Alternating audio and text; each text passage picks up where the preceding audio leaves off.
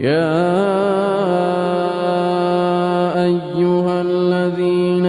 آمنوا لا تتبعوا خطوات الشيطان ومن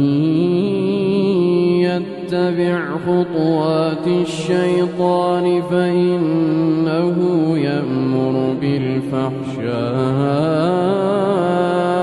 والمنكر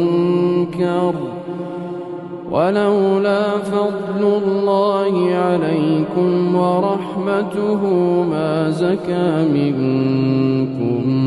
من أحد أبدا ولكن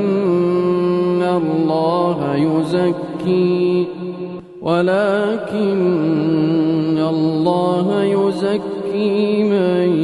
يشاء والله سميع عليم.